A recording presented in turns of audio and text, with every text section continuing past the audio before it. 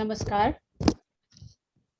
हम यहाँ गोर्खा ज्योति प्रशिक्षण केन्द्र अंतर्गत सधैँका चाहिँ आफ्नो श्रृङ्खलालाई लिएर उपस्थित भएका छौँ।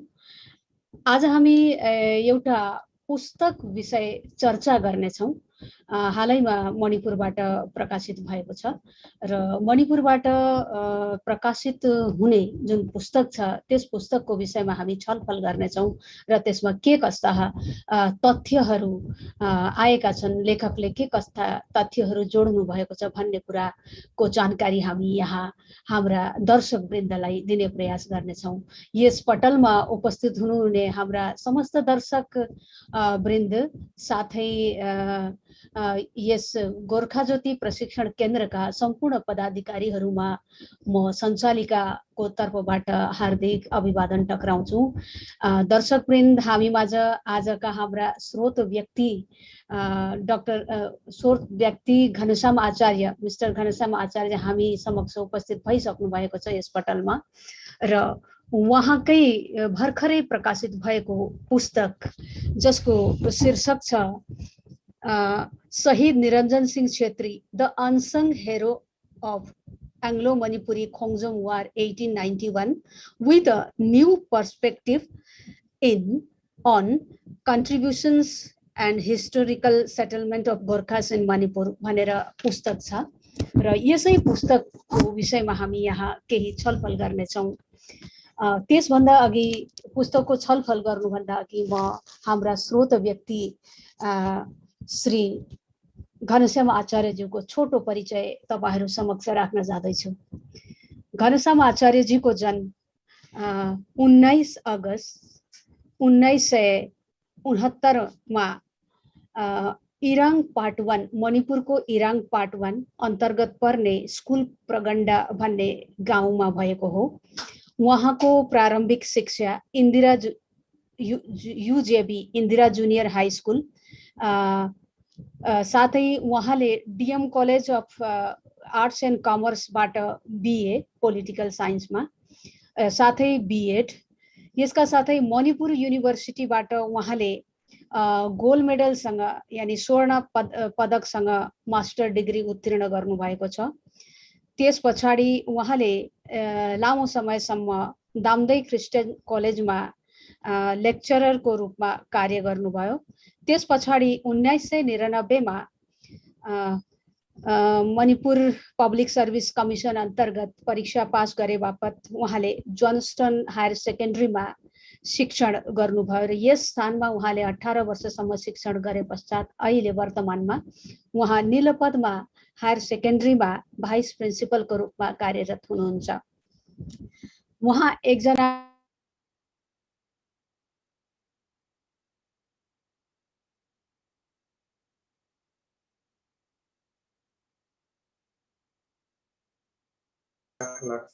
तपाईं म्युट हुनुहुन्छ गोमादी? कसरी म्युट भयो? हजुर, उहाँले धेरै सामाजिक संगठनहरूमा आफ्नो सेवा पुर्याइसक्नु भएको छ। All Manipur Gorkha students union, Manipur Gorkha welfare union, यसका साथै भारतीय गोर्खा परिसंघ मणिपुर शाखा अन्तर्गत उहाँले आफ्नो सेवा दिइसक्नु भएको छ र यसभन्दा अघि उहाँको एउटा पुस्तक द गोर्खास अफ मणिपुर भन्ने अंग्रेजी भाषामा प्रकाशित भइसकेको छ र यस कार्यक्रममा हामी गोर्खा ज्योति प्रशिक्षण केन्द्रमा आजका हाम्रा स्रोत व्यक्ति घनश्याम आचार्य सरलाई हामी हार्दिक स्वागत गर्दछौं। धन्यवाद। गोर्खा प्रशिक्षण केन्द्रमा जुड्नु भएका सबै महानुभावहरू र अन्य यो प्रोग्रामहरू आज लाइभमा जति पनि हेरिरहनु भएको छ उहाँहरूलाई पनि मेरो तर्फबाट स्वागत छ र अब यहाँ मेरो विशेष गरी यो विषयमा, यो किताबको विषयमा मात्र नभएर मणिपुरमा सम्पूर्ण बसोबासो गरेका गोर्खा जातिहरूको विषयमा पनि हामीहरू केही चर्चा गर्नु हुन्छ अवश्य नै। ल अब सुरु गरौँ।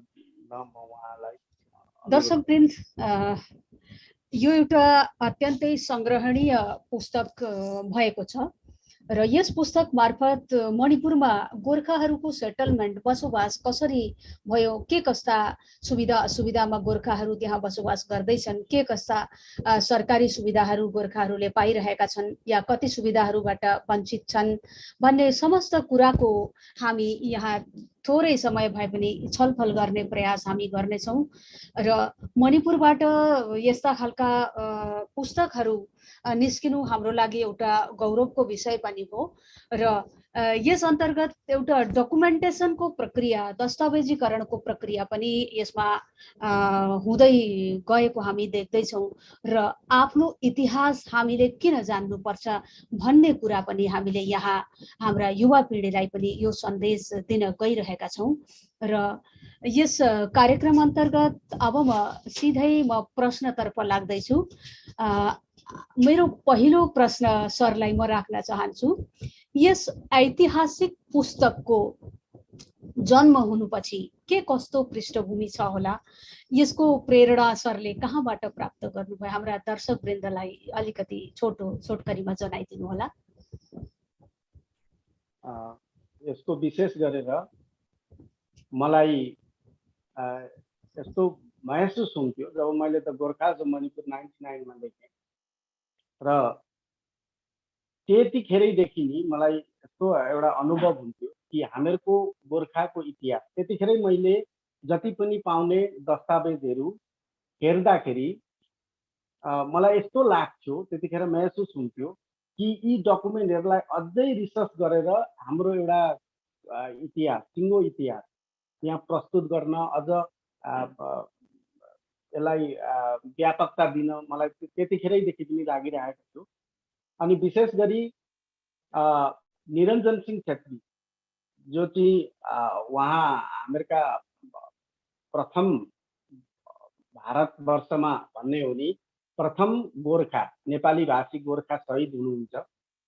यो तथ्य जस्तै कि बहुल क्षेत्रमा बसोबासो गर्ने गोर्खाहरूलाई यो तथ्यको जानकारी नभएको त्यो महसुस मलाई भइरहेको थियो र निरञ्जन सिंह छेत्रीजीको विषयमा हाम्रै भाषाबाट, नेपाली भाषाबाट भवानीजीहरू अरू आर्टिकल्सहरू भवानीजीले विशेष गरेर उहाँको सुरुवात गर्नुभएको थियो र उहाँका नेपाली लेखहरू, उहाँका किताबकुदीमा पनि हामीले छ उहाँको निरञ्जन सिंहको विषयमा इन्फर्मेसन काफी छ र मलाई के लाग्थ्यो भने यो अब कुनै चिजलाई हामीले एउटा व्यापकता दिनुपर्छ, निरञ्जन सिंह छेत्रीजीलाई, उहाँ शहीदलाई हामीहरूले एउटा व्यापकता अरूलाई चिनाउनु पर्छ भने नन हिन्दी भाषी, नन नेपाली भाषी जस्तै यहाँका स्थानीय जातिहरूलाई पनि हामीहरूको इतिहास, निरञ्जन सिंहको इतिहासहरू जनाउन जरुरत छ भन्ने मलाई लागेको छ, त्यो लागेको थियो। त्यो पनि एउटा फ्याक्टर हो। अनि स्टेट गभर्मेन्टले पनि मणिपुरमा जस्तै 13 अगस्तमा जो पेट्रियोटिक डे मनाउँछ, त्यसमा निरञ्जन सिंह छेत्रीको उच्चारण कसरी हुन्छ भने सुबेदार निरञ्जन सिंह भनेर त्यतिमै छोडिन्छ र उहाँको नाम चाहिँ उच्चारण हुन्छ, तर उहाँको ब्याकग्राउन्डहरू भन्ने त्यो स्टेट गभर्मेन्टले जस्ट अब थाङ्गल जेनेरल वीर टेकेन्द्रजी निरञ्जन सिंह, सुबेदार निरञ्जन सिंह भन्थे अनि अरूको नामहरू उच्चारण हुन्छ। तर मलाई कस्तो लाग्थ्यो भने निरञ्जन सिंह छेत्रीको नाम चाहिँ उच्चारण यो अलिकति पर्फेक्ट पनि छैन, मात्र सुबेदार निरञ्जन सिंह नभएर निरञ्जन सिंह छेत्री भन्नु चाहिँ यो छेत्री टाइटल चाहिँ लगाउन जरुरत छ ताकि एउटा चिन्हित हुन् कि ऊ कुन कम्युनिटीबाट बिलोङ्स गर्थे भन्ने, त्यो पनि मलाई मनमा लागिरहेको थियो र यहाँका स्थानीय जाति भाइहरूले अरूले पनि अल इन्डिया लेभलमा पनि जहाँ बहुल गोर्खा हामीहरूका नेपाली भाषी गोर्खा जनजातिहरू हुनुहुन्छ उहाँहरूले पनि यो कुराको जानकारी होस् र यसको साथसाथै भारतीय गोर्खा परिसङ्घले मणिपुरमा निरञ्जन सिंहको शालिग निर्माण गर्ने प्रक्रियाहरू सुरु गर्दाखेरि अनि उहाँहरूसँग कन्ट्याक्ट गर्दाखेरि उहाँहरूले पनि मलाई भन्नुभयो कि निरञ्जन सिंह छेत्रीको विषयमा तपाईँले एउटा किताब लेख्नुहोस् भनेर उहाँहरूले पनि मलाई प्रेरणा दिनुभयो र मेरा शुभचिन्तकहरू धेरै मेरा सहपाठीहरू उहाँहरूले पनि तपाईँ लेख्नुहुन्छ, तपाईँ लेख्नुहोस् भनेर उहाँहरूले पनि भन्दाखेरि अनि मैले यसको विशेष गरी यसको पृष्ठभूमि त्यसरी मैले यसलाई सुरुवात गरेँ।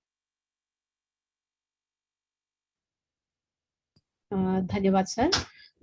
यो पुस्तक जहाँसम्म छ, मैले मेरा अगाडि पुस्तक छ, यो 6 अध्यायमा बाँडिएको छ। पहिलो अध्यायमा मणिपुर फ्रम नोङ्दा लाइरेन पाखङ्बा टु खोङ्जोम वार भनेर यो पहिलो अध्याय छ। यसमा वर्णित जुन इतिहास छ त्यो इतिहाससँग गोर्खाहरूको के कस्तो सम्बन्ध छ? के यो मणिपुरमा गोर्खाहरूको बसोबासको पृष्ठभूमि हो कि? यो अध्याय यस विषयमा मलाई कलेज पढ्दैखेरि मणिपुरमै अब जन्मियौँ, हामीहरू मणिपुरमै पढ्यौँ र त्यति बेलादेखि मलाई लाग्थ्यो हामीहरूले मणिपुरमा जन्मेर मणिपुरका हौँ भन्न हामीहरूको यहाँको हामीहरूको पुर्खाहरूको हामीहरू यहाँ मणिपुरका पहिले गोर्खाहरूका हामीहरू पुर्खा हौँ भन्न दुईटा चिजहरू अनिवार्य हुँदो रहेछ आफ्नो लाइफमा। अब आफूले एक्सपिरियन्स गरिएको एउटा मणिपुरी भाषाको अध्ययन, अलिकति मणिपुरी भाषा बोल्न सक्नु, फ्लुएन्ट इन मणिपुरी ल्याङ्ग्वेज, यो हुनुपर्छ। हामीहरूले चाहे अफिसमा होस्, बजारमा होस्, गाडीमा होस् या यहाँ बहुल क्षेत्र मणिपुरी हुँदाखेरि मणिपुरी भाषाको ज्ञान एउटा चिज। अर्को चिज मणिपुरको इतिहास, एटलिस्ट पढालेखा हामीहरूका बुद्धिजीवी, हामीहरूका बेसिकली स्टुडेन्ट वर्गहरूले मणिपुरको इतिहास अलिकति जान्न जरुरत हुन्छ यसमा। र अनि हामीहरू गोर्खाहरू, नेपाली भाषी गोर्खाहरू जत्रो हामीहरूको यत्रो पुरानो इतिहास छ, हामीहरूको इतिहास मणिपुर इन्डिपेन्डेन्ट एउटा कन्ट्री हुँदै मणिपुर इन्डियामा विलिन मर्ज हुनुभन्दै पहिलेदेखि हामीहरू यो राज परिवारसँग सम्बन्धित र जति पनि हामीहरूका सेटलमेन्टहरू भएका छन्, जति पनि गाउँहरू यहाँ सेटल भएका छन्, हामीहरूले राजा महाराजकै स्वीकृति पाएर हामीहरूले सिधा आएर यसो अम्लो देखाएर यो डाँडो चाहिँ मेरो हो भनेर बसेका गोर्खाहरू भई गोर्खाहरूको प्रत्येक गाउँहरूको सेटलमेन्ट महाराजाको स्वीकृतिबाट, दरबारको स्वीकृतिबाट, महाराज यो सरकारकै स्वीकृतिबाट हामीहरूलाई दिएको। र मणिपुरमा गोर्खाहरूलाई ब्रिटिस गएको पश्चात पनि हामीहरूलाई यहाँ डोमिसाइल हुन् भन्ने पनि मणिपुर 1947 मा इन्डिपेन्डेन्ट इन्डिया भयो, 1949 मा मात्रै मणिपुर मर्ज भयो। यो बिचको अन्तरालमा मणिपुरको आफ्नो छुट्टै संविधान थियो, छुट्टै आफ्नो मणिपुर स्टेट काउन्सिल सरकार थियो। त्यो सरकारले गोर्खाहरूलाई, यहाँका नेपाली भाषी गोर्खाहरूलाई यहाँका डोमिसाइल हुन्, आजबाट तपाईँहरू डोमिसाइल भयो भन्ने हामीहरूलाई अथेन्टिक हामीहरूलाई अर्डरहरू दिएर हामीहरू यसै गरी मणिपुरको एउटा एज ए इन्डिपेन्डेन्ट कन्ट्री हुँदैदेखि ब्रिटिसलाई, जस्तै कि मणिपुरीको र त्यतिखेर बर्माको, अहिले त म्यानमार भन्छन्, बर्माको वार हुँदाखेरि, लडाइँ हुँदाखेरि गोर्खाहरू ब्रिटिसबाट मतलब एग्रिमेन्ट गरेर यहाँका महाराजाहरूले गोर्खाहरूलाई यहाँ मणिपुरको इन्टेग्रिटी, मणिपुरको सभर्निटी प्रोटेक्ट गर्नका लागि गोर्खाहरूलाई ल्याइएको। यसरी हामीहरूको इतिहास यहाँको रोयल फ्यामिलीसँग, यहाँको मणिपुरको एज ए टोटल सिस्टम एउटा कन्ट्री किङडमसँग हामीहरूको जोडिएको हुँदा र हामीहरूले यो इतिहास विशेष गरी हामीहरूका नयाँ पिँढीहरू, बुद्धिजीवीहरू र नयाँ इमर्जिङ हामीहरूका युथहरू छन्, स्टुडेन्टहरू छन्, उहाँहरूले पनि एटलिस्ट मणिपुरको इतिहासहरू जानुन् भन्ने मैले हैसियतले मतलब उद्देश्यले यो च्याप्टरलाई विशेष गरेर इनडेप्थ रिसर्च गरेको छ। यसमा मणिपुर कस्तो थियो, मणिपुर एक जमानामा बहुत ठुलो राज्य, बहुत पावरफुल राज्य थियो। यसको एक्सपान्सन, यसको जोग्राफिकल एरिया बहुत एक्सटेन्ड, इभन काबो भैली पनि मणिपुरको अन्डरमा थियो भन्दथे। महाराजा चन्द्रकीर्तिको पालीमा ब्रह्मपुत्रको छेउमा उहाँको यस्तो सुन खानी पनि थियो भन्ने हामीहरूले रिसर्च गर्दाखेरि भेटिएको छ। र यो च्याप्टर जान्नु पर्दछ, हामीहरूले यहाँबाट सुरु गर्नुपर्छ हामीहरूको गोर्खाको इतिहास लेख्दाखेरि, अनि मात्रै हामीहरूको इतिहास सठिक हुन्छ, सठिकमा बस्छ भन्ने मलाई लागेर मैले यो च्याप्टरलाई यहाँ इन्क्लुड गरेँ। हजुर, हाम्रो पृष्ठभूमि के छ त मणिपुरमा, मणिपुरको इतिहास के छ त, त्यसमा हामी कहाँ छौँ भन्ने कुराको जानकारी हामी सबैले लिनुपर्छ, मणिपुरका बासिन्दाहरूले सबैले जान्नुपर्छ। यति राम्रो र गहन अध्ययन शोध गरेर लेखिएको यो जुन च्याप्टर छ, यो अध्याय छ, यसमा धेरै जानकारीहरू समेटिएको रहेछ दर्शकवृन्दबाट। एउटा म सानो उहाँहरूले एउटा मलाई सुझाव पठाउँदै हुनुहुन्छ, सरको आवाज अलिकति कम सुनियो अरे र अलिकति यो माथिको भाग चाहिँ अलि धेर अनि तल अलिक कम देखियो अरे र विषय राम्रो एकदम गहन विषय छ, हामी सुन्न धेरै चाहिरहेका छौँ भनिरहनु भएको छ। अलिकति अगाडि आइदिने कष्ट गर्नु पर्यो होला सर। अब एडजस्ट गर्नु हुन्छ हुन्छ अहिले सायद हुन्छ होला। फेरि पनि उहाँहरूले मलाई सुझाव पठाउनु हुनेछ। फेरि म अर्को प्रश्नतिर लाग्दैछु दर्शकवृन्द। प्रश्नहरू धेरै गहन छन्, उत्तरहरू अझ गहन छन्। तेस्रो अध्यायमा, पुस्तकको जुन तेस्रो अध्याय छ, यसमा शहीद निरञ्जन Singh Chhetri a true Gorkha martyr भनेर अध्यायको नाम छ।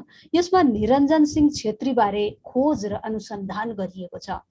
यसमा उनीबारे के कस्ता तथ्यहरू सामु आएका छन्? उनी प्रथम गोर्खा शहीद हुन्, तर गोर्खा बहुल क्षेत्रमा पनि अहिलेसम्म यो कुरा कम नै चिनिएको छ।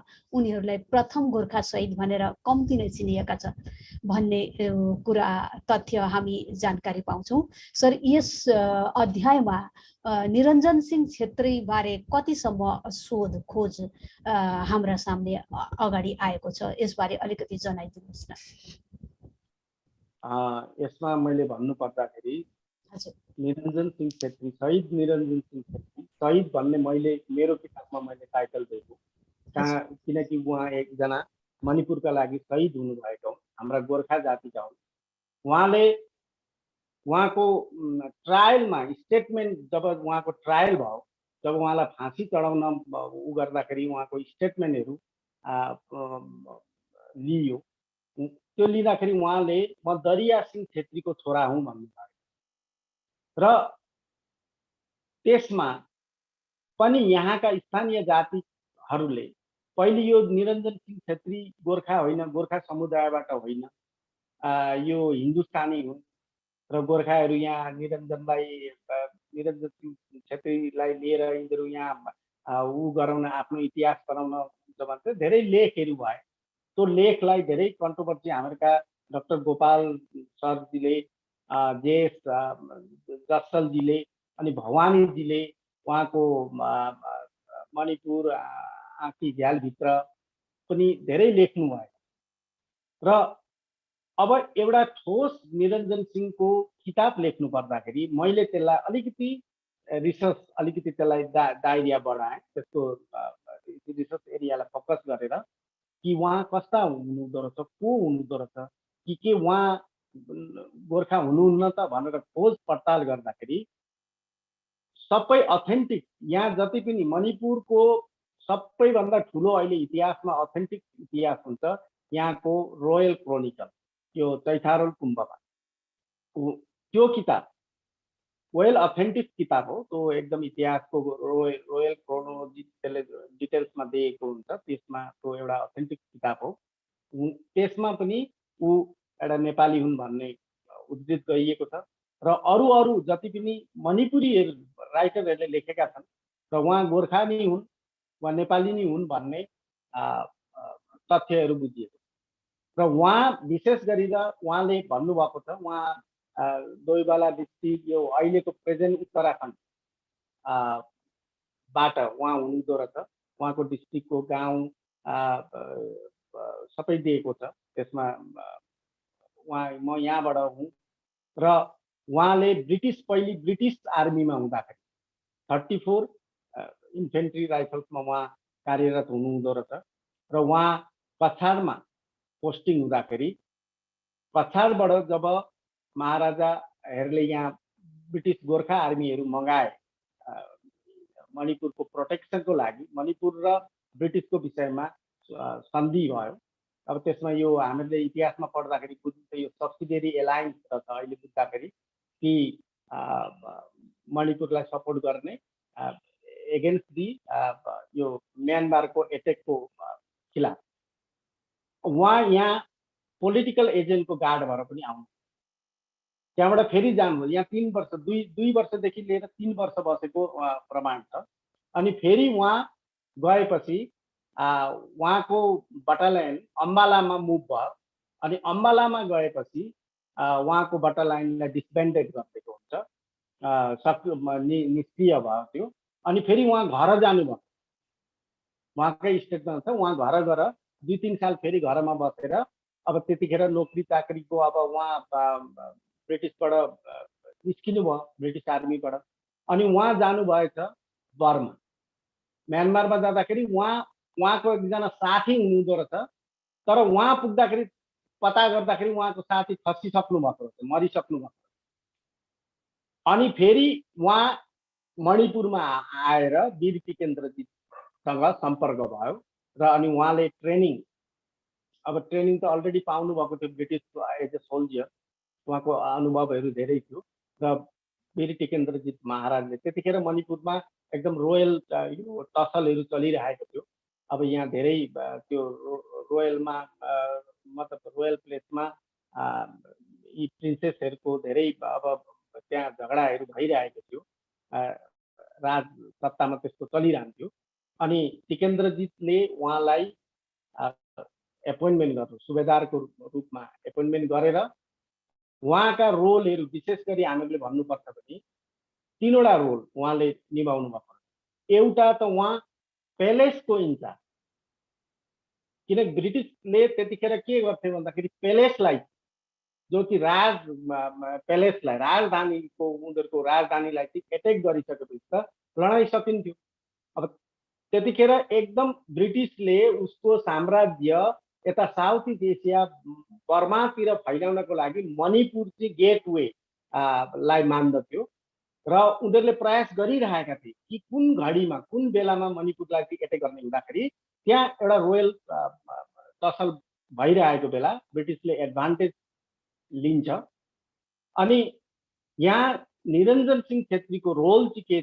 हुन्छ भन्दाखेरि ऊ पर्सनल बॉडीगार्ड पनि हुनुहुन्थ्यो युवराज कोइरेन टिकेन्द्रजीत युवराज कोइरेन भन्थे टिकेन्द्रजीतलाई बोर साहब पनि भनिन्छ पर्सनल बॉडीगार्ड पनि हुनुहुन्थ्यो रहेछ अनि प्लस पेलेसको इन्चार्ज पनि हुनुहुन्थ्यो प्लस उनले भनेको छ he used to drill the Manipuris army मतलब ड्रिलिङ गराउनु ट्रेनिङहरू दिनु आर्मीमा जस्तो मणिपुरी फौजलाई तयार गर्नमा उहाँको बहुतै ठुलो कन्ट्रिब्युसन यहाँ पाइन्छ अझै यसलाई रिसर्च गर्दाखेरि अझै डकुमेन्टहरू भेटिन्थ्यो भने त अझ राम्रो हुन्थ्यो उहाँले ट्रेनिङ दिने ड्रिल गराउने कुनै काम गर्नुहुन्थ्यो फौजलाई अनि यसको साथसाथै उहाँले एउटा पिआरओको रूप अहिले भन्नुपर्छ भने जस्तो वारमा के खोङजोङ वारमा के भयो कसो भयो भन्दाखेरि उहाँ वीर टिकेन्द्रजीतलाई राजाहरूलाई उहाँले रिपोर्ट गर्नु अब एकजना मान्छे एकजना गोर्खा सैनिक एक्स गोर्खा सैनिक ब्रिटिसबाट आएर यहाँको लोकल उसमा परिवेशमा जो चाहिँ सानो राज्य भए पनि त्यत्रो साम्राज्य पावरफुल ब्रिटिससँग लड्न सक्ने भएको एउटा इन्डिपेन्डेन्ट कन्ट्रीको आर्मीको चिफै टाइपमा आर्मीलाई ट्रेनिङ दिने राजालाई वारको विषयमा पेलेसको विषयमा रिपोर्टिङ गर्ने आर्मीलाई डिसिप्लिन गराउने पेलेसको बॉडीगार्ड वीर टिकेन्द्रजीतको पर्सनल बॉडीगार्ड हुनुपर्ने भन्ने यो त्यत्रो भूमिका उहाँले खेलाउनु भएको अहिले हामीले कल्पना त्यतिखेरको जमानालाई हिस्ट्रीमा हेर्दाखेरि हामीले त्यतिखेर जानुपर्छ हामीले पर्सनली त्यो सिचुएसनलाई भिजुअलाइज गर्दाखेरि उहाँको बहुतै ठुलो योगदान छ र यो योगदानमा भरे उहाँलाई जब पकडिन्छ र फाँसी दिँदाखेरि उहाँको एक्युज नम्बर 1 हुनुहुन्थ्यो जबकि मेजर मिया एक्युज नम्बर 2 हुनुहुन्थ्यो यसमा मतलब उहाँको जुन प्रोटोकल थियो स्टेटस जुन थियो उहाँ एकदम हाइली डेकोरेटेड हुनुहुन्छ भन्ने हामीहरूले यी डिफरेन्सहरूबाट हामीहरूले पत्ता गर्न सकिन्छ। र उहाँलाई फाँसी भयो 8 जुनमा फाँसी दियो। फाँसी दिएको कारण मणिपुरी मतलब ब्रिटिसको खिलाफ उहाँले युद्ध छेडेको उसमा to wage war against the British भयो। यो त सानो तिनो सैनिकलाई त त्यस्तो चार्ज लगाइदिए to wage war against the British army भनेर उहाँलाई फाँसी दिए। र उहाँको जुन गरिमा जुन थियो त्यतिखेरको पोस्टहरू उहाँको स्टेटस जुन थियो बहुतै हाइली यो छ, यो उजागर हुन अझै बाँकी छ। र यसलाई जान्न पनि अरू जातिहरूले यहाँका स्थानीय जातिहरूले जान्न जरुरी छ र हामीहरूले उहाँहरूलाई यसको विषयमा अवगत गराउनुपर्छ। धेरै राम्रो उत्तर हामीले पायौँ। धेरै गहन उत्तर शोध गरिएको छ शहीद निरञ्जन सिंह छेत्रीमाथि। र शहीद निरञ्जन सिंह छेत्री मात्रै मणिपुरका मात्रै नभएर सम्पूर्ण भारतवर्षमा गोर्खाहरू जति पनि शहीद छन्, आफ्नो रगत धरती यस देशका लागि बगाएका छन्, तीमध्ये पहिलो शहीदका रूपमा हामी शहीद निरञ्जन सिंहलाई पाउँछौँ। र यस्तो जानकारीका निम्ति सरलाई म धेरै धन्यवाद राख्दै अर्को प्रश्नतिर म लाग्दैछु। हामीसँग थोरै समय छ यस आभासी पटलमा, हामीले समयको ख्याल राख्दै म अर्को प्रश्न सोध्दैछु। यस पुस्तकले धेरै तथ्यहरू समेटेको मैले पाएकी छु। तिनै तथ्यहरूमध्ये म सरलाई यो प्रश्न राख्न चाहन्छु कि मणिपुरमा गोर्खाहरूको बसोबासको इतिहास कति पुरानो छ र यस सम्बन्धमा के कस्ता लिखित दस्तावेजहरू प्राप्त भइसकेका छन्? सर, यसप्रति अलिकति जानकारी, छोटो जानकारी राखिदिनुहोस् न। यो त एउटा विशाल प्रश्न पनि बहुत गम्भीर हो र यसको एन्सर पनि यो धेरै टाइम लाग्ने हो। र पनि म छोटकरीबाट प्रस्तुत गर्न यहाँ चाहन्छु कि मणिपुरमा भनेको छ, मतलब इतिहासकारहरूले पनि भनेको छ, कुनै पनि जातिको इतिहास कुन जग्गाबाट र कति सालबाट ठोस गरेर चाहिँ भन्न सकिँदैन। मतलब सिस्टेमेटिक सेटलमेन्ट कहाँबाट भएको थियो भन्न सकिन्छ। अब यसमा एउटा रिफरेन्स म के दिन्छु भन्दाखेरि ब्रिटिस हामीहरूको अवदान मतलब धारणा के छ भने गोर्खाहरू चाहिँ ब्रिटिस सँगसँगै उहाँहरूको साम्राज्य वा expansion of there colonial power, त्यसका सँगसँगै सुगौली सन्धिको बादमा जब ऊ भयो, जब भारत र इन्डियाको बिचमा, ब्रिटिस इन्डिया र नेपालको बिचमा भयो, त्यहाँबाट गोर्खाहरू विकसित भएर अनि एक्सपान्सन भएका भन्ने त्यो तथ्य पनि छ। त्यो एकदम सही पनि हो। त्यो सबै तथ्य मध्येमा पुरा एउटा तथ्य होइन, त्यो वान अफ द फ्याक्टर। गोर्खाहरू कसरी एक्सपान्सन भयो भन्दाखेरि it is through the British मतलब रिक्रुटमेन्टको पोलिसीमा यहाँ आए। यहाँ मणिपुरलाई बताउन महाराजा गम्भीर सिंहको 1824मा लेभी यहाँ भयो, एग्रिमेन्ट भयो ब्रिटिसको र महाराजा गम्भीर सिंहको। र ब्रिटिसले उहाँबाट फौजहरू पठाउने मणिपुरलाई बर्माबाट बचाउनका लागि। बर्मा र मणिपुरको वार भइरहन्थ्यो। बर्माले कतिखेर यता उ गर्थ्यो, अब मणिपुरका राजा पावरफुल हुँदाखेरि उता बर्मापट्टि धकेलेर उता लान्ने, यो फाइटिङ परिरहन्थ्यो। आवा भन्थे, अब मणिपुरले चाहिँ आवा भन्छन् बर्मालाई। अनि यो चलिरहन्थ्यो। अनि यहाँ यो 7 इयर डेभास्टेसन भन्ने पनि मणिपुरको इतिहासमा छ। यसमा सबै युवाहरू, लोग्ने मान्छेहरू वारमा गएका पनि छन्, बर्माको वार। र यहाँ केटीहरूले मात्रै चलाएको भन्ने पनि यो मतलब मणिपुरी मतलब वुमेन इम्पावरमा त बहुत सशस्त्र छन्, उनीहरू पावरफुल छन् र यो यिनीहरूको इतिहाससँग जोडिएको कुरा पनि। र ब्रिटिससँग पनि आए, ब्रिटिसको रिक्रुटमेन्टमा ब्रिटिस एज ए सोल्जर भनेर पनि आए। अब यसमा अरू हामीहरूले डकुमेन्ट हेर्दाखेरि के भेटिन्छ भने उहाँहरू ब्रिटिस सोल्जर मात्रै भएर आएका होइन, उहाँहरू ट्रेडर्स भएर पनि आउनुभयो। अब त्यतिखेर के हुन्छ, यो ब्रिटिस एडमिनिस्ट्रेटिभ रिपोर्ट 1894-95 को ब्रिटिस एडमिनिस्ट्रेटिभ रिपोर्टमा पुरा रिपोर्टै छ, टोटली 1-2 पेजको रिपोर्टै छ। त्यहाँ यो इम्फाल, यो डिमापुर, यो त मिडल पास थियो, यो त घोडा हिँड्ने रस्ता मात्रै थियो, सानो गोरेटो। त त्यतिखेर यहाँ अब मणिपुर त पोलोको पोलो यो सुरुवात भएको स्टेट पनि भन्छ। मणिपुर पोलो चाहिँ मणिपुरबाट उत्पत्ति भएको। पोलो खेल्दाखेरि घोडा चाहिन्थे, वारमा पनि घोडा चाहिन्थे र हामीहरूका दुईजना नेपालीहरू गोर्खाहरू यो बाटामा मारिएको रिपोर्ट पनि छ। उनीहरूसँग 4वटा घोडा थिए अरे। अनि त्यहाँबाट अब घोडाले घाँस खायो या धान खायो या लुटेराहरूले उहाँहरूलाई मारिएको छ। र त्यसले के जनाउँछ भन्दाखेरि त्यतिखेर जब वारमा घोडा चाहिने बेलामा र यहाँ पोलोमा पनि राजा महाराजले घोडा खेल्दाखेरि पोनिजहरू घोडाहरू सप्लाई गर्ने पनि नेपालीहरू तथ्य भेटिएको छ। र अरू अब कोही गाई भैँसी लिएर आए हाम्रो पुर्खाहरू भन्ने यस्तो चलनहरू पनि छ। र अब आउनुको तात्पर्य ठोस अब कति रिफरेन्सहरू हामीले खोज्दा पाइन्छ। ब्रिटिसको उसबाट पनि आए, महारानीको पछि महारानीसँग आएका त पछि आए। तर त्योभन्दा पहिले हामीले 1891, 92, 93 तिर जब मणिपुरलाई ब्रिटिसले लिएपछि हामीले यो चपराज भन्ने यहाँ चौकीदारीहरू सिस्टम हुँदाखेरि पनि त्यतिखेर पनि गोर्खाहरू अलरेडी सेटल भएका, अलरेडी सेटल भएर उहाँहरूको पपुलेसन म पछि भएरै केही सन्दर्भमा म रेफर गर्छु।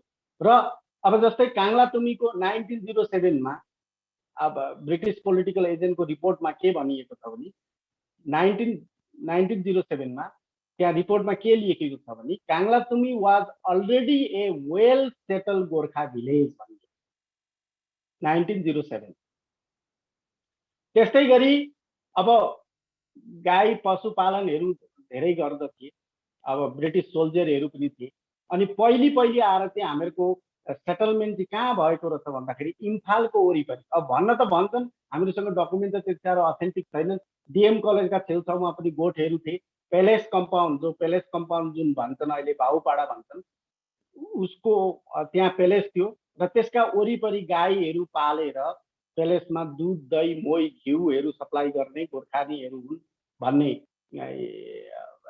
भेटिन्छ। अब यसलाई कसरी चाहिँ अथेन्टिक, यसलाई कसरी जस्टिफाइड गर्ने भन्दाखेरि देउलालेनमा गोर्खा सिमेन्ट्री भएको सिट नम्बर 3 447 दाग नम्बर भएको देउलालेनमा गोर्खा सिमेन्ट्री रहेछ। अनि त्यहाँबाट मैक्सवेलको डायरीमा पनि लेखिएको छ कि इम्फालको साउथपट्टि जस्तै इरोइसिम्मा, अब यता यो मणिपुर युनिभर्सिटी, अब यो इरोइसिम्मापट्टि अहिले एग्रिकल्चर युनिभर्सिटी भएको देउलालेन, अब यता तिङ्ग्रीपट्टि पनि गोर्खाहरूको सेटलमेन्ट भएर त्यहाँ एउटा सिमेन्ट्री हुनुको कारण चाहिँ गोर्खाहरूको population surrounding Imphal, in and around the Imphal area भएको हुनुपर्छ र त्यहाँ सिमेन्ट्री दिएको हुन्छ। सिमेन्ट्रीको पुख्ता हामीहरूसँग डकुमेन्टहरू भेटिए र मैक्सवेलको डायरीमा पर्सनली मैक्सवेलले गर हि पर्सनली यस्तो भनिएको छ, हि पर्सनली उसको डायरीमा I personally supervise the preparation of the Gorkha colony in and around Imphal specially in the southern part भने। र त्यसरी पहिले उहाँ इम्फालको, अब मणिपुरीमा भन्नुपर्छ भने इम्फालकी अकोइगदा भन्नुपर्छ, उहाँ सेटलमेन्ट थियो।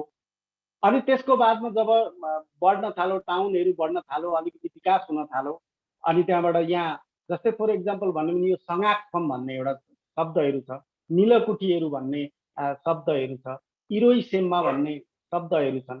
यिनीहरूले के जनाउँछ भन्दाखेरि पशुपालन त्यहाँ थियो। नीलकुमार भन्नेको गोठ थियो, खुट्टी थियो, निलखुट्टी भयो त्यसरी भन्ने, खुट्टी गोठलाई खुट्टी भन्छ मणिपुरीबाट। अब त्यसरी आएर अनि पछि नेपालीहरूले पशुपालन गर्नका लागि अलिक ठुलो व्यापक एरिया माग्दाखेरि तिमीहरू त्यसो भने नोर्दर्न साइडपट्टि जाऊ भनेर उहाँहरू यता काङ्लातुमीपट्टि आउँदाखेरि 1915-16 मा हामीहरूलाई ग्रेजिङ दिए।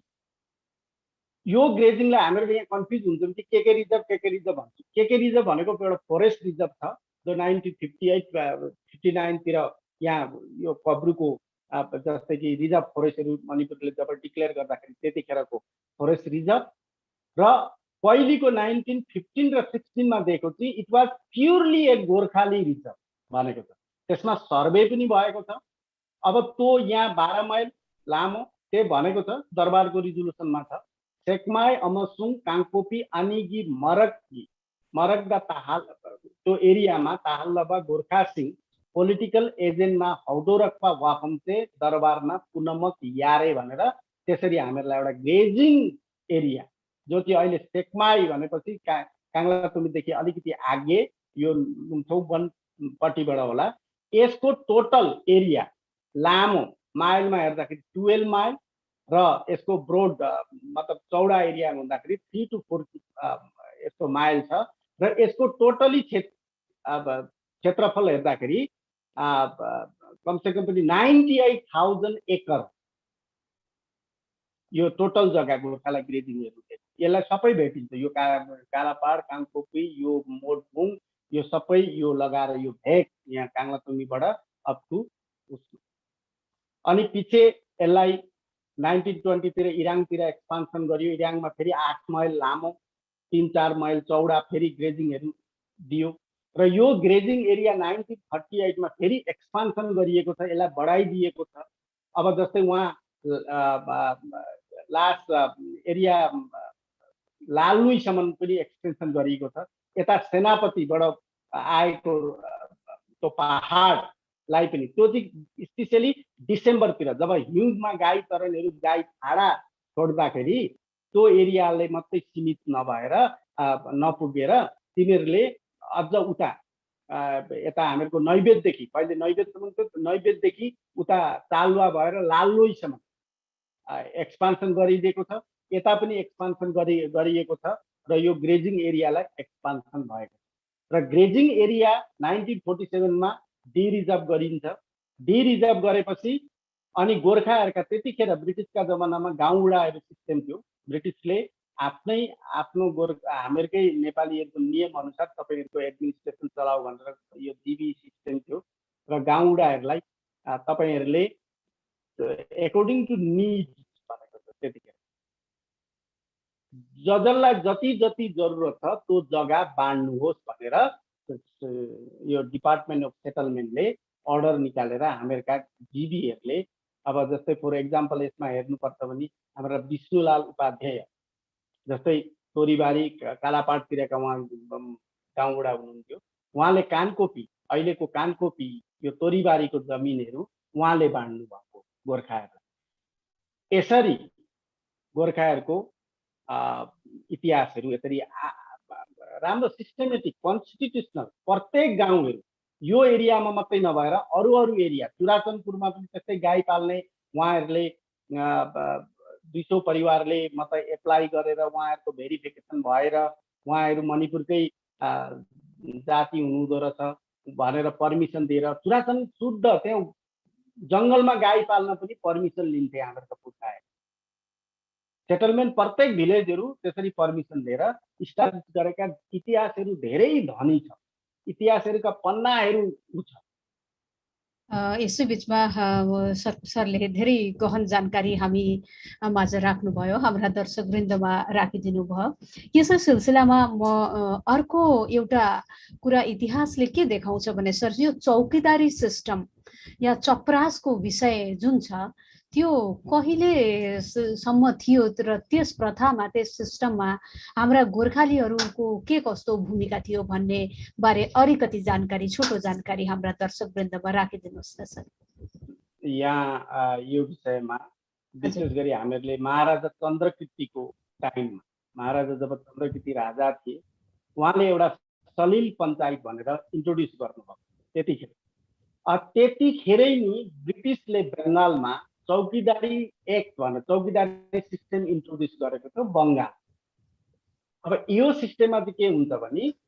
सर्टेन एरिया सर्टेन गाउँलाई क्राइटेरियाहरू हुन्छन् उहाँलाई एउटा चौकीदारको अन्डरमा राखेर त्यहाँ ट्याक्स कलेक्सन गर्ने एउटा प्रक्रिया हो ब्रिटिसले इन्ट्रोड्युस गरेको सिस्टम यो 1891 को बादमै यहाँ इन्ट्रोड्युस भयो तर त्यो चपरासी चौकीदारहरूले चाहिँ फङ्सन के गर्नुपर्छ भने they have to coordinate with the panchayati system त्यतिखेर पञ्चायत सिस्टम अलरेडी थियो अनि ट्याक्स कलेक्सन गर्थे र त्यो चौकीदार हुनका लागि एउटा चौकीदार हुनका लागि अब हामीले हाम्रो जातिमा भन्नुपर्छ भने नट लेस देन 100 हाउसेस एउटा चौकीदार हुनका लागि 100 भन्दा कमी घर हुँदैन। त हामीहरूले अहिलेसम्म 4वटा चपरास पाएका छौँ र यो चपरास चाहिँ मैले यो किताबमा पनि यो पिछेपट्टि यसलाई उद्धृत गरेर हालेको छु। यो अहिले दुईटा चाहिँ पाइएर मैले यसलाई चाहिँ हालेको छु। यो एउटा इरानको हो, एउटा पाङ्गैको। यसै गरी 4वटा चपरास छन्, यिनीहरूका नम्बरहरू पनि दिएको छ। इरानको नम्बर 1 हो 288, यो पाङ्गैको हो। त्यसै गरी काङ्लातुम्बीको पनि छ, काङ्पोपी। 4वटा चपरास भन्नुको मतलब 4वटा चपरास हुनुको मतलब त्यतिखेर हामीहरू 400 घर हुँदा मात्रै 4वटा चपरासहरू दिन्थे। र यो चपरासहरू यहाँ बेल्टमा लगाउँथे। अरे अब मैले अलिकति बुढापाकाहरूसँग इन्टरभ्यू पनि लिँदाखेरि मैले जानकारीमा आएको, उनीहरू बेल्ट लगाएर यो चपरासमा उनीहरूको यहाँ लगाएर घोडामा चढेर ब्रिटिसको टोपी लगाएर चाहिँ उहाँहरू अलगा अलगा, अब त्यतिखेरका हाम्रा पुर्खाहरू त बहुत अलगा हट्टाकट्टा हेल्दी थिए र घोडामा चढेर हिँड्ने चौकीदारहरू उहाँ हुनुहुन्थ्यो। र यसरी यसले पनि, यो चपरासले पनि हाम्रो पपुलेसनलाई यहाँ जस्टिफाइड गर्छ। हजुर सर, यो तथ्य जुन छ, यस तथ्यले त जुन 4वटा चपरास भन्ने कुरा आयो, 100 घरको एउटा चपरास हुन्थ्यो भन्ने कुरा या तथ्य हामी माझ सरले राखिदिनु भयो। यो 1891 भन्दा अगाडिकै कुरा हामीले थाहा पाउँछौँ है सर? हजुर, यो धेरै राम्रो जानकारी दर्शकवृन्द, हाम्रा मणिपुरका बासिन्दा भाइ बहिनीहरू समस्त जनतामा यो सन्देश जानुपर्छ। हामीले आफ्नो इतिहास बुझ्नुपर्छ, जान्न जरुरी छ। सर, यसै क्रममा म अर्को प्रश्न यहाँलाई, मेरो मनमा जुन प्रश्न खेलिरहेछ त्यो प्रश्न म राख्न चाहन्छु। मणिपुरमा जुन अहिलेको प्रश्न तपाईँले को उत्तर दिँदाखेरि जुन पञ्चायती व्यवस्थाको कुरा पनि अलिकति सरले राखिदिनु भयो, त त्यसैमाथि म प्रश्न गर्न चाहन्छु। सर, मणिपुरमा पञ्चायती व्यवस्था र गोर्खा समाजमा विगत र वर्तमानमा के कस्तो स्थिति देखा परेको छ? विगत र वर्तमानमा म दुईटै जोड्न चाहन्छु। सर, यसको पनि उत्तर या यसको जानकारी हाम्रा दर्शकहरूलाई राखिदिनुहोस् न। यो पनि अलिक लामै हुन्छ, अब समय चाहिँ कतिको के छ। पञ्चायत सिस्टम हामीहरूको जुन ब्रिटिस पञ्चायतमा 1930 जब ब्रिटिसले panchayat system, modern panchayat system यहाँ इन्ट्रोड्युस गरो मणिपुरमा, त्यतिखेरै पनि गोर्खालाई 3वटा पञ्चायत दिएको। त्यसमा मुख्यतः इराङ पञ्चायत, काङ्पोपी पञ्चायत एन्ड यो काङ्लातुम्बी पञ्चायत। यसरी हामीहरूका 3वटा पञ्चायत ब्रिटिसको जमानादेखि हामीहरूसँग, मतलब हामीहरूको पञ्चायतमा संलग्न भएर आएको हामीहरूले इतिहासका तथ्यहरू हेर्छौँ। विशेष गरी इराङ पञ्चायत गरी त्यहाँ पोस्टहरू भ्याकेन्ट हुँदाखेरि, पञ्चायतका पोस्टहरू भ्याकेन्ट हुँदाखेरि दरबारले कोही, अब जस्तै कि अब कसैको निधन हुँदाखेरि त्यहाँ पोस्टहरू इमिडिएटली भ्याकेन्ट, मतलब फिलअप गर्ने अब सिस्टम थियो होला सायद। र दरबारले त्यहाँ पञ्चायतका मेम्बर्सहरू एपोइन्ट गरेका पुख्ता सबुतहरू हामीहरूले भेट्यौँ। र इराङमा पञ्चायत र अनि पञ्चायत मेम्बरहरूलाई तपाईँहरूले काङ्पोपीमा आएर डाक बङ्गलामा मलाई भेटेर यो रेभेन्यू कलेक्सनका रिसिटहरू तपाईँहरू लानुहोस् भन्ने कागजहरू, फर्मल एप्लिकेसनहरू, चिठीहरू लेखेका हामीहरूले धेरै भेटेका छौँ।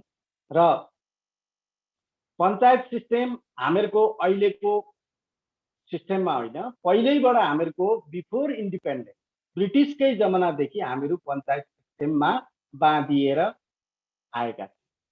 अब यसको बादमा जब भारत स्वतन्त्र भयो, यूपी पञ्चायत राज एक्ट मणिपुरमा लागू भयो, युनाइटेड प्रोभिन्स पञ्चायत राज एक्ट। र मणिपुरमा पनि यो एक्ट लागू हुँदाखेरि यहाँ गोर्खाहरूको पञ्चायतहरू भए। र अनि यो युनाइटेड, अब त्यतिखेर थिए, अब केथेलमाम्बी पञ्चायत थियो, काङ्पोपी पञ्चायत थियो, काङ्लातुम्बी पञ्चायत थियो।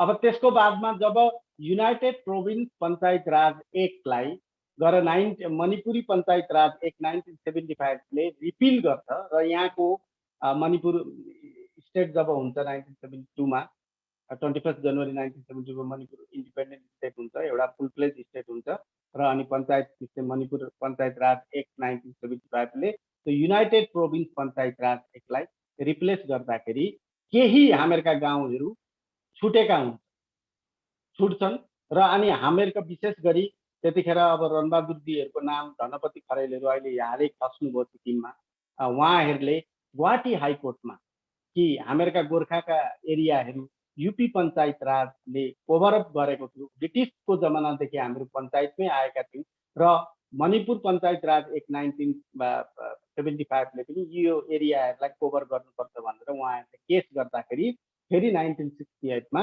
पञ्चायत यो मतलब बहाल भयो, यहाँ मतलब इम्प्लिमेन्टेसन हुन थाल्यो। गर्दै गर्दै जब जब पञ्चायत राजहरू नयाँ नयाँ एक्टहरू 73rd amendment constitution amendment act आयो, पञ्चायतलाई पावर दियो, गोर्खाहरूले पञ्चायतहरू इन्जोय गरेका।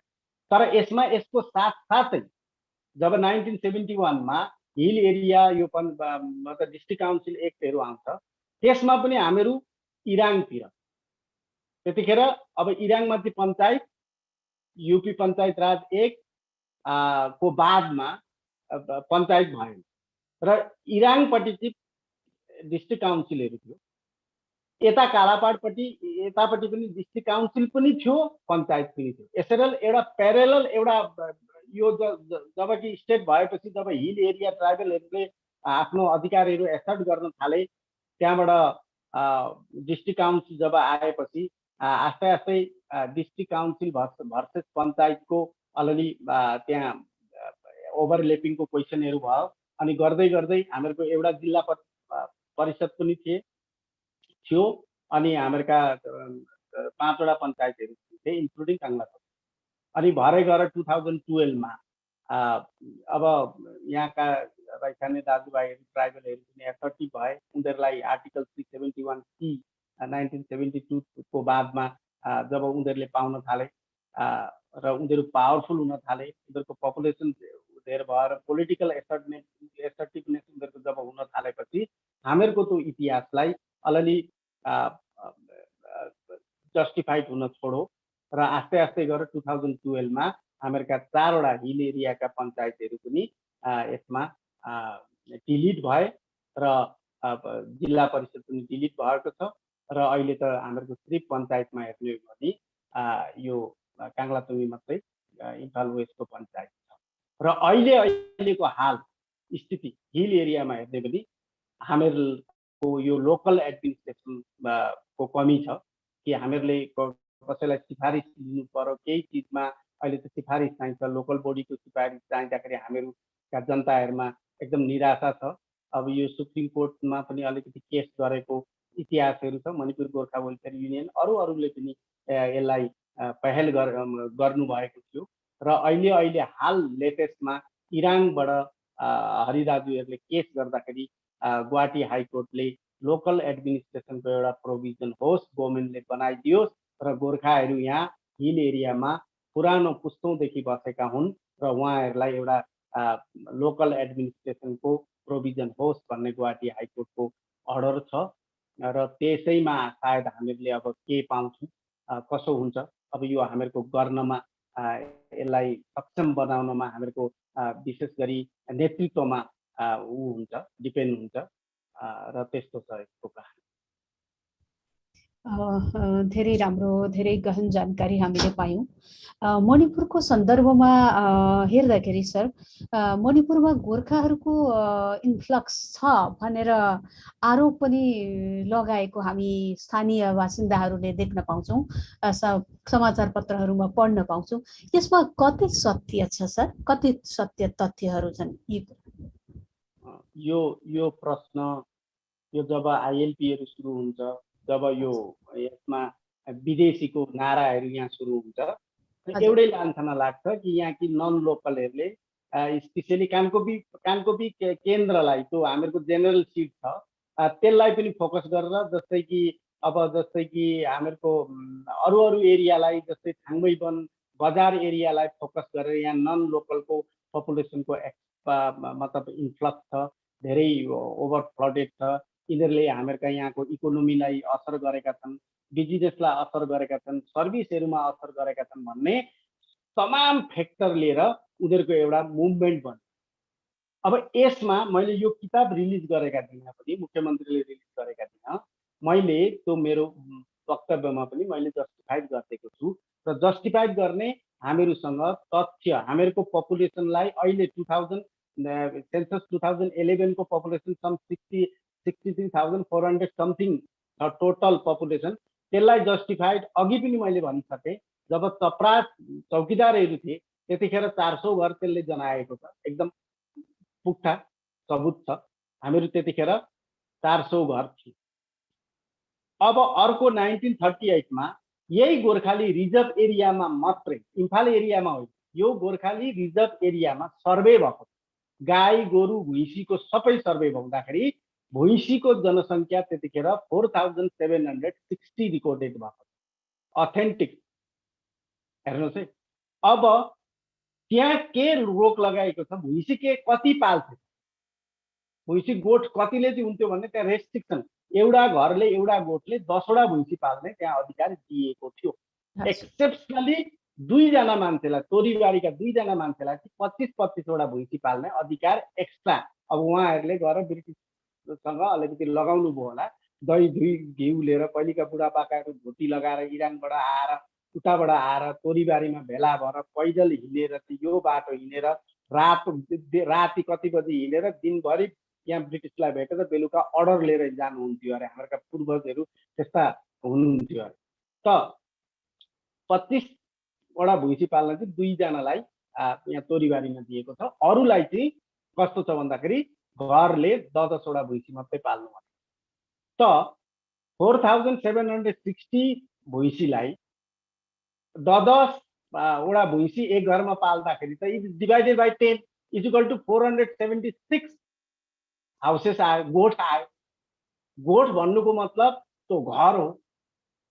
मेरो गोठ थियो भने त मेरा परिवारहरू पनि थिए, मेरी श्रीमतीहरू पनि हुन्थे। र अब चपरासमा जति पनि भेटिएका 400 वटा घर हामीहरूले त्यहाँ पपुलेसन निकालिएको गएर 1938 मा 476-70 हाउसेस भए। अब तिनै पपुलेसन गएर अहिले 2011 मा गएर 63,000 मात्रै हुनु भनेको मतलब त हामीहरू त एक्सटिङ ग्रुपमा आउँछ। हामीहरूको पपुलेसन त यहाँ त हराएको छ। यो कुरा लुप्त भइसक्यो र हामीहरूको बरु आउटफ्लक्स छ। अलिअलि पैसा कमाउनेहरू यताउता अब पैसा कमाएपछि जाँड सेटल गर्न पाइएको छ, यो हुन्छ, जान्छन् ओर्छन्, केही छैन। तर हामीहरू यहाँ बसोबासो गरेका जतिहरू छौँ हामीहरू एकदम एक्सटिङमा छौँ। र यो तथ्यहरू हामीहरूले सठिक तरिकाले यहाँका स्थानीय जाति भाइहरूलाई, दाजुभाइहरूलाई, यहाँका सरकारलाई हामीले राख्न सक्यौँ विथ डकुमेन्ट्री प्रुफ पनि हामीहरूलाई यो इन्फ्लक्सको लान्छना चाहिँ लाग्दैन होला जस्तो मलाई लाग्छ। र म चाहिँ भेरी कन्फिडेन्ट छु यसमा। सरकारले पनि यसलाई मान्न कर लाग्छ। अरू स्टुडेन्ट अर्गनाइजेसनहरू छन्, स्थानीय अरू जातिहरू छन्, उहाँहरूलाई पनि हामीहरूले यी तथ्यहरू राख्दाखेरि उहाँहरूले पनि नमान्ने कुरो छैन। र यो देख्न पनि आएको छ। हामीहरूका ट्रेडिसनल गोर्खा भिलेज, मेरो किताबमा पनि मैले लेखेको छ, all the traditional Gorkha village are being deserted now. इराङमा हेर्नुहोस्, इराङ पार्ट 1 मा हेर्नुहोस् पलायन भएको छ। अरू पुखाउतिर हेर्नुहोस् पलायन भएको छ। अब यहाँ कन्सन्ट्रेसन यसो गाडीबाट हिँड्दाखेरि यहाँ त हो कताबाट आए नआए भन्ने त्यो होइन। त्यो त हामीहरूको मतलब माइग्रेसन छ, तर हामीहरूको इन्ट्रा डिस्ट्रिक्ट माइग्रेसन, यो intra continental intra country migration होइन। यो हामीहरूको पुखाउमा बस्न नसक्ने, इराङमा हामीहरू अहिले अब इराङमा जन्म्यौँ, अब यहाँ आएर बस्नु पर्यो। किन अब आफ्नो बेटरमेन्टको लागि, केटाकेटी पढाउनको सुविधाको लागि आउनु पर्यो अलिक टाउन बजारतिर। पहिले अब उहीँबाट धाइथ्यो, दाउरा पानी चामल बोकेर यता पढ्न आइथ्यो। अहिले अब अलिअलि ऊ भयो, यतै जमिन किन्यो बस्यो, उहाँको पनि माया छ, उहाँ पनि मान्छे राखेको छ। अब यस्तै चलिरहेको छ। र यो पपुलेसनको हामीहरू इन्फ्लक्स छैनौँ, rather we have a influx population. हामीहरूको पपुलेसन इज बिङ आउटफ्लक्स भनेर हामीहरूले कन्भिन्सिङ तरिकाले यो तथ्यहरू राख्यौँ भने मलाई जहाँसम्म लाग्छ यो एकदम जस्टिफाइड। हजुर हजुर, धेरै राम्रो जानकारी सर। सर, यो आइएलपी जुन छ, इनर लाइन पर्मिट, यो व्यवस्था मणिपुरमा लागू हुने कुराकानी पनि छ र यो व्यवस्थाले हाम्रो गोर्खालीहरूलाई कति प्रभावित पार्ने सम्भावना देखिएको छ? छोटो उत्तर दिन मैले दिनु भन्न अनुरोध गरेँ सरलाई।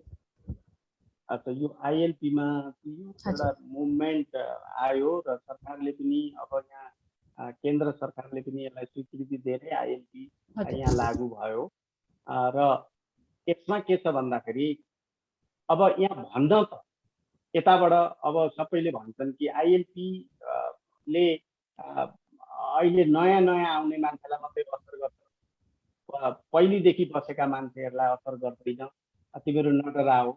आइएलपी कानुन पनि विथ इमिडिएट इफेक्ट हुन्छ, इन्ट्रोस्पेक्टिभली मात्र इफेक्ट हुँदैन, रेट्रोस्पेक्टिभली इफेक्ट हुँदैन, विथ इमिडिएट इफेक्ट हुन्छ भनेर त्यस्ता ऊ त छ। तर भित्रभित्र सरकार यहाँ सुन्नमा आइदैछ कि आएको छ कि इभेन जग्गा जमिनको विषयमा पनि गाइडलाइन बनिँदैछ र अहिलेको हालमा अहिले यहाँ हेर्ने भने जग्गा किन बेच गर्न इभेन बैन गरेको थियो। जब तक यो गाइडलाइन बनिँदैन जग्गा किनबेच रोकिन्छ भनेको। तर त्यसमा यो गिफ्ट डिड मतलब गिफ्ट गर्ने एउटा प्रक्रियाले जग्गा आफ्नो मान्छेलाई जो चाहिँ गिफ्ट गरेर गरिन्छ त्यो थियो, तर त्यो पनि बन्द भएको। मतलब रेजिस्ट्रेसनहरू जग्गा गर्नु पर्यो भने अहिले हुँदैन, यिनीहरूले भन्छन् गाइडलाइन बनिँदैछ, गाइडलाइन निकालेर मात्रै यो कुराहरू हामीहरू चालु गर्छौँ, रेजिस्ट्रेसन गर्नुहुन्छ भन्दै एउटा त्यो पोइन्ट।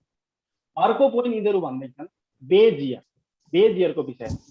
अब यहाँ जो हार्ड कोर मान्छेहरू जुन छ, जो चाहिँ एक्सट्रिम यो उसमा हुन्छ, 1950 सुरु हुनुपर्छ, 50 बेजियर हुनुपर्छ भन्दै। अब जब एनआरसी आयो आसाममा 1971 भन्दाखेरि हामी के होइन, यो त मणिपुरले मात्रै भनेर हुँदैन, यो केन्द्र सरकारको पनि हुनुपर्छ, 1971 हुन्छ बेजियर भन्दै। अब यहाँ हामीहरूलाई 1950 हुँदा धेरै नै असर हुन्छ। अगर बेजियर 1950 भएर यो कानुन त ऊ भयो, अब यसका बाइलोहरू बनिँदैछ र यो भएर इम्प्लिमेन्टेसन हुँदाखेरि हामीहरूलाई यसले असर गर्ने सम्भावना छ एउटा चिज। अर्को चिज 71 हुँदाखेरि धेरै बस्ने सम्भावना पनि छ। 71 मा त धेरै हामीहरूको पपुलेसन कोडहरू छ।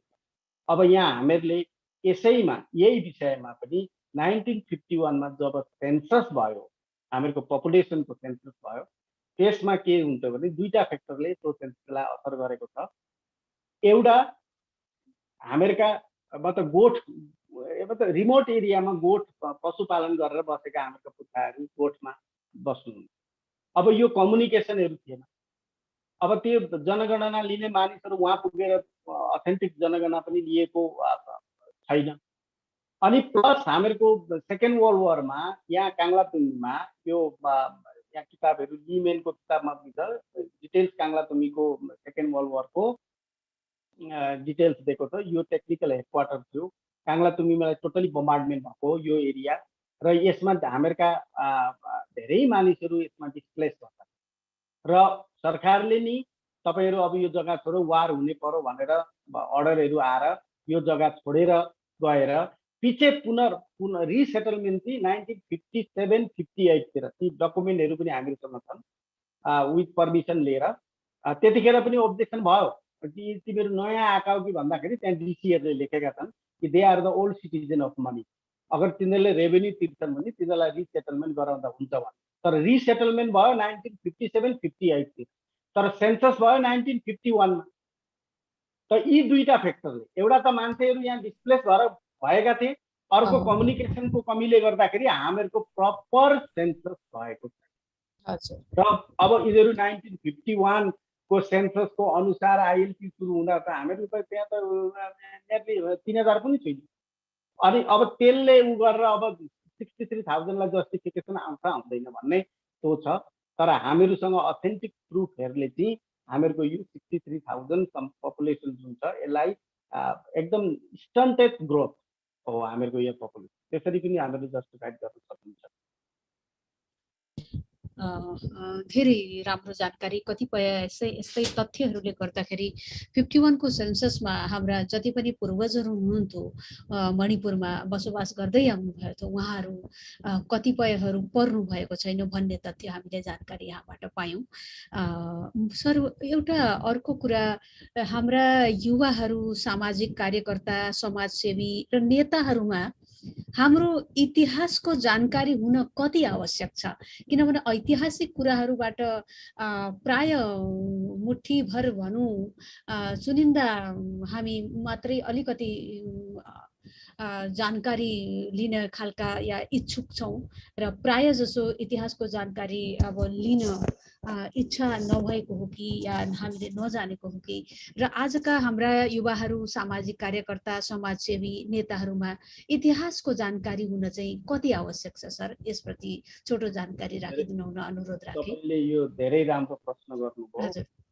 यसमा आम जनता, साधारण जनता, खेतीपाती गर्ने जनताहरूलाई त इतिहास नजान्दा पनि हुन्छ, तर विशेष गरी हाम्रा समाजसेवी युथहरू जो समाजमा अग्रज तरिकामा केही ओहदा उदीमा, फर इक्जाम्पल डिस्ट्रिक्ट काउन्सिलमा भयो, पञ्चायतमा भयो, केही पनि सामाजिक कार्यरतहरू हुनुहुन्छ, उहाँहरूलाई त यो इतिहास त, हाम्रो इतिहास त जान्न अति नै अनिवार्य हुन्छ। उहाँहरूले जहाँ जानुहुन्छ, जहाँ उहाँहरूको आउँछ आफ्नो इतिहासहरू, उहाँका अब साथीभाइहरूले भन्छन्, अब अफिस मुदीमा पनि त सिधा अब एउटा मान्छेको एउटा इम्प्रेसन बनेको हुन्छ कि हामीहरूको अनुहारै हेर्दाखेरि यिनीहरू त अलिक बाहिरका हुन् कि भन्ने त्यो एउटा इम्प्रेसन, यिनीहरूको स्टेरियोटाइप भन्छ नि, यो बसिरहेको हुन्छ।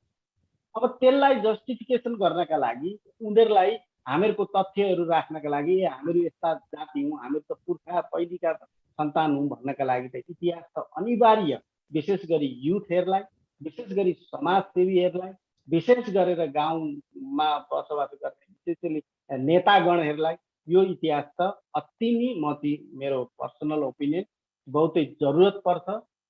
इतिहास जानिएको छ भने जहाँ गएर बोल्न पनि सकिन्छ र त्यो हामीहरूको समाजको इतिहास निकाल्दाखेरि तिमीहरू त यस्ता पो रहेछौ भन्ने एउटा त्यहाँ उनीहरूको एउटा हुन्छ, लचिलापन हुन्छ। र त्यो इतिहास पनि उनीहरूकै भाषामा, मणिपुरी नै भाषामा हामीले सरर भन्न पायौँ भने त झन् उनीहरू त त्यो क्लियर हुन्छ कि उनीहरूलाई त्यो उनीहरूको मिसकन्सेप्सन जुन हुन्छ त्यो क्लियर भएको हुन्छ। र इतिहास जान्न जरुरी छ र यही उद्देश्यले यो किताब पनि लेखिएको हो र यो जनताले यो बुझ्नुपर्छ। विशेष गरी समाजसेवीहरूले, कार्यरत समाजमा कार्यरत भएका युथहरूले यसलाई अलिकति चिन्तन गर्ने कुरा हो। समयले बिदा माग्दैछ र पनि अझै मेरा मनमा धेरै प्रश्नहरू आइ नै रहेका छन्, खेलि नै रहेका छन्। एउटा कुराको जानकारी म अन्तमा पाउन चाहन्छु सर, मणिपुरमा गोर्खाहरूको के स्टेटस छ भन्नाले ओबिसी भनौँ या अन्य जेनरलमै उहाँहरू गनिनुहुन्छ कि उहाँहरूलाई के कस्तो स्थान दिएको छ उहाँको स्थानीय सरकारले? यसप्रति छोटो जानकारी राखिदिनुहोस् सर। यो त एकदम यसलाई चाहिँ पर्टिनेन्ट क्वेसन, यो चाहिँ एकदम अहिलेको रिलेभेन्ट क्वेसन आयो र यो अहिले चल्दो बल्दो यो समस्या पनि।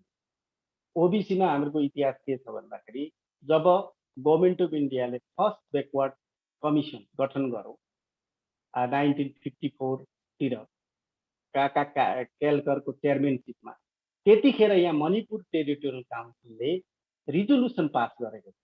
त्यो मैले किताबमा पनि हालेको छु कि त्यो रिजोल्युसन रिसाङ कैसिङले मतलब मुभ गरेका थिए त्यतिखेरका टेरिटोरियल काउन्सिल।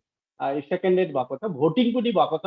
17 जनाले सपोर्ट गरेर 14 जनाले हुँदाखेरि मोसन मतलब डिफिट भएको थिएन र गोर्खाहरूलाई यिनीहरू ब्याकवर्ड हुन् र उहाँहरूको आर्थिक शैक्षिक स्थितिहरू दयनीय छ र उहाँहरूलाई इन्क्लुड गर्नुपर्छ भन्ने रिकमेन्डेसनहरू यहाँबाट मणिपुर त्यतिखेरको एसेम्ब्ली तत्कालीन टेरिटोरियल काउन्सिलले पास गरेको। अब फर्स्ट ब्याकवर्ड कमिसनमा फेरि के भयो भन्दाखेरि मणिपुरबाट मान्छेहरूको लिस्ट आएन। अब त्यसलाई मुभ गर्ने सायद हामीहरूको नेसनल लेभलमा फिगर थिएनन् या नेतृत्व थिएन। त्यो अब त्यतिखेर अब सायद नेतृत्व नहोला, मलाई त्यस्तो लाग्छ। अनि त्यतिखेर वेस्ट बेङ्गालबाट 5 थरी थी, कामी, दमाई, बादी, गाइने, सार्की। फर्स्ट बैकवर्ड कमिसनमा चाहिँ रिकमेन्डेसन भएको थियो। अब जब सेकेन्ड बैकवर्ड कमिसन आयो, जब मण्डल कमिसन भनेर जान्छ, यो चाहिँ ओबिसी कमिसन मात्र जान्छ। यो भिपी सिंहको टाइममा यसलाई इन्ट्रोड्युस गरेको थियो। त्यतिखेर आउँदाखेरि के भयो भन्दाखेरि सेन्टरले स्टेट गभर्मेन्टलाई तपाईहरुले एउटा कमिटी बनाएर तपाईहरुको स्टेटमा बैकवर्ड क्लासेस, त्यसका क्राइटेरियाहरू थिए, धेरै क्राइटेरियाहरू भएर इकोनोमिक क्राइटेरिया, उनीहरूका इम्प्लोइमेन्टमा रेसियोहरू हेरेर चाहिँ तपाईहरुले कम्युनिटीलाई आइडेन्टिफाई गरेर सेन्टरमा पठाउनुहोस् भने। अब त्यतिखेर आइडेन्टिफिकेसन कमिटीमा हामीहरूका पूर्वजहरूले रिप्रेजेन्टेसन गर्नुभएको, किशोर थापाजी पनि हुनुहुन्थ्यो, उहाँ मन्त्री पोखरीबाट पनि अरू बुद्धिजीवीहरू पनि हुनुहुन्छ, उहाँहरूले इन्टरभ्यू दिनुभयो, सबै थोक भयो। तर त्यो एक्सपर्ट कमिटीले के रिपोर्ट पठायो भन्दाखेरि अहिले यहाँ अब ऑब्जेक्सन पनि आयो। त्यतिखेर अरूबाट स्थानीय जातिहरूले ऑब्जेक्सनहरू पनि गरे र त्यो रिपोर्टमा के भनेर लेखियो भने हामीहरूले अहिले यहाँ गोर्खाहरूलाई फ्रेश रिकमेन्डेसन दिन मिल्दैन र whatever the first backward commission has identified the people 5 subcaste from West Bengal, तिनीहरूलाई मात्रै यहाँ हामीहरू रिकमेन्डेसन गर्छौँ भनेर त्यो वेस्ट बेङ्गालको मोडललाई फलो गरेर कामी, दमाई, बादी, गाइने, सार्कीलाई रिकमेन्डेसन पठाए। एकोर्डिङली त्यही अनुसारमा अल इन्डियामा ओबिसी को लिस्ट तयार भएर आयो। अब यहाँ आश्चर्यको कुरा के छ भने कामी, दमाई, सार्की त छ, तर बादी र गाइने मणिपुरमा चाहिँ मैले चाहिँ भेटेको छु। बादी भनेको कस्तो हुन्छ यो के ऊ हो, र गाइनेमा पनि यो बजाएर हिँड्ने, यहाँ त मैले उत्पत्ति भएको पनि गाइनेको है। त्यसकारणले अब के भएको छ, यसलाई अहिले अब समयलाई पनि हेर्दै अहिले के भएको छ भने पार्लियामेन्टले यो ओबिसीलाई स्टेटमा, स्टेट लिस्टमा तपाईहरुको स्टेटका ओबिसीहरू तपाईहरुले नै घोषणा गर्नुहोस् भनेर रिसेन्टली पार्लियामेन्टले त्यस्तो एक पास भएर स्टेट गभर्नमेन्टमा त्यो मेटरहरू आइपुगेको छ। र अहिले हामीहरूले यो ऐतिहासिक तथ्यहरू जस्तै टेरिटोरियल काउन्सिलमा भएका चिजहरू र एक्सपर्ट कमिटीले हामीहरूलाई त्यहाँ अन्याय दिलाएको त्यतिखेरको र अहिले अब यहाँ पोजिटिभ एउटा मुड बनिएको हुँदा हामीहरूका केन्द्रमा पनि एउटा नेतृत्वको एउटा शीर्ष नेतृत्वको एप्रोच भएको हुँदाखेरि मलाई जहाँसम्म लाग्छ अहिले टाइम आएको छ र हामीहरूले करेक्टली सरकारलाई एप्रोच गरियो भने हामीहरू ओबिसीमा अन्तर्भुक्त हुन यो सकिन्छ होला। र यो भइएन भने हामीहरूका पढा लेखा भाइ बहिनी अहिलेका नयाँ पिँढीलाई धेरै नै यो रिजर्भेसनले असर गरिरहेको छ र भविष्यमा पनि गर्छ र हामीहरूलाई इफेक्ट हुन्छ जस्तो मलाई लाग्छ। धेरै गहन जानकारी हामीले पायौँ। ओबिसीका निम्ति अहिले जुन समय छ यो सही समय छ। हामीले आफैले आफ्नो हकको निम्ति आफ्नो युद्ध हामीले आफै लड्नु पर्नेछ। कसैले हामीलाई दिन्छ कि भनेर हामीले कुर्नुपर्ने स्थिति अहिले हाम्रो छैन। हामीले आफै अगाडि आएर कर्मक्षेत्रमा ओर्लिनु पर्ने समय आएको छ। यो समस्त मणिपुरवासीले जान्नुपर्ने कुरा सरले यहाँ राखिदिनु भयो। सर, मणिपुरमा हामी थोरै भए तापनि हाम्रो इतिहासको जानकारी दिने प्रयास समग्र रूपमा भनौँ या आंशिक रूपमा भनौँ या कुनै पनि क्षेत्रमा भनौँ इतिहासको जानकारी दिने प्रयास गरिएको मैले केही तथ्यहरू पाएकी छु। यस्ता कतिपय पुस्तकहरू निस्किसकेका छन्। अहिलेसम्म मणिपुरबाट गोर्खा जातिको बसोबास, स्थिति, साहित्य सबैको जानकारी दिने खालका यस्ता कति दस्तावेजहरू तयार भएका छन् होला।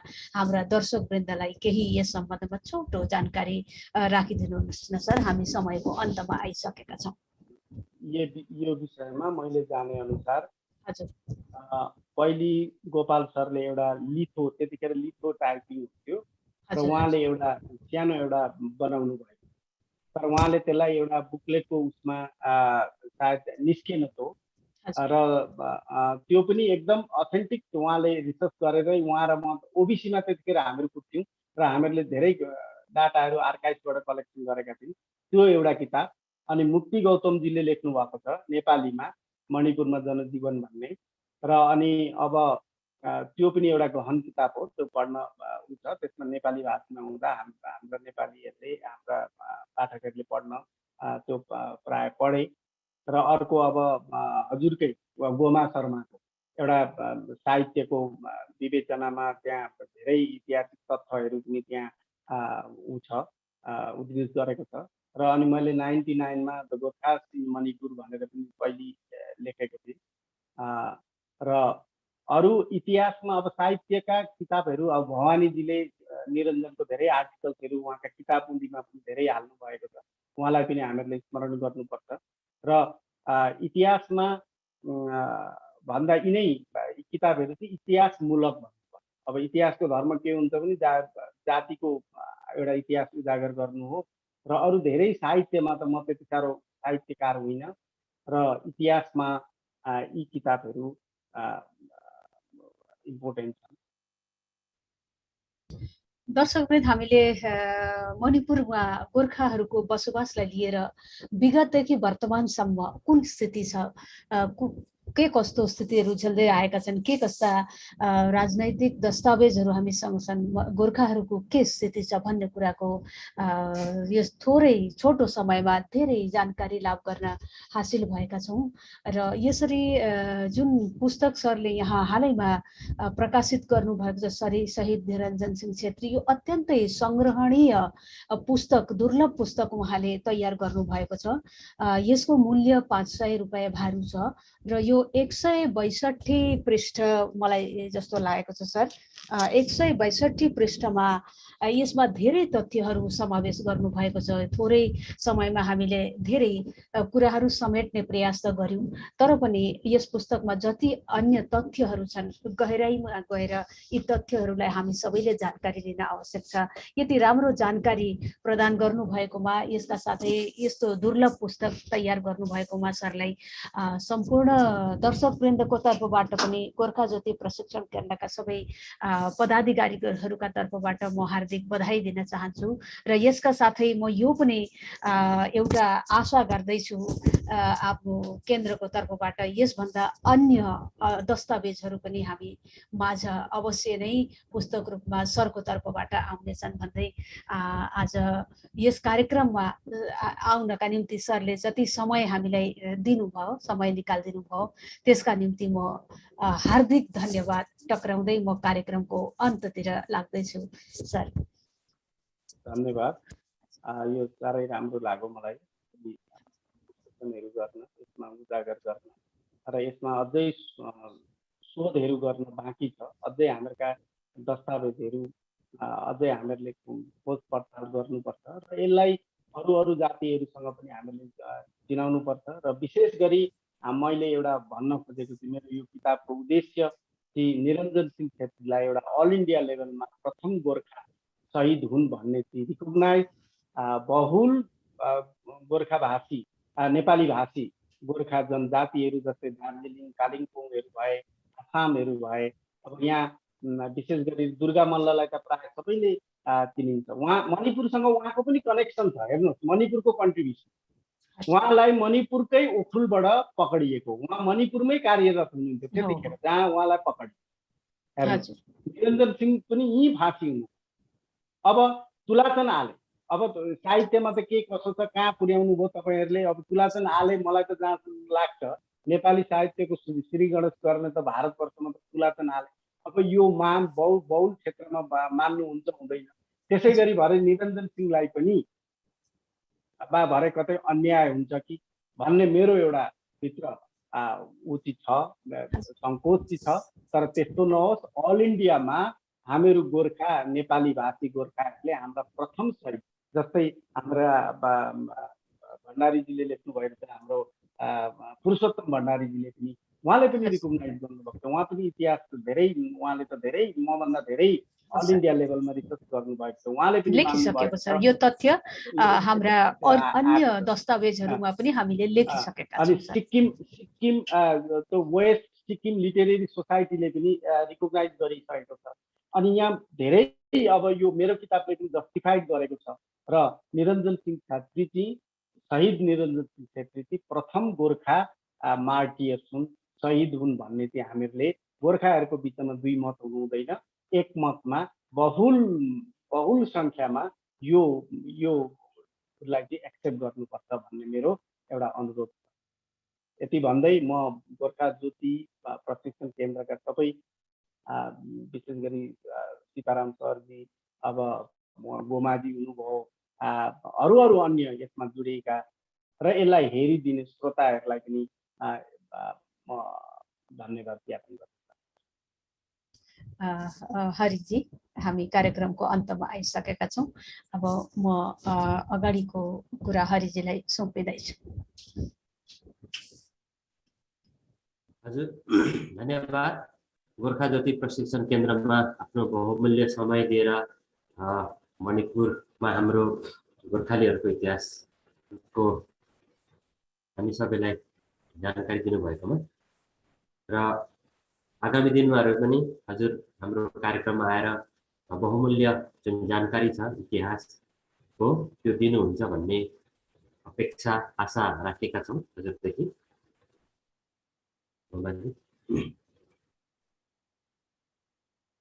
हुन्छ, यसमा म यसमा सक्रिय हुन्छु, पार्टिसिपेट गरिन्छ।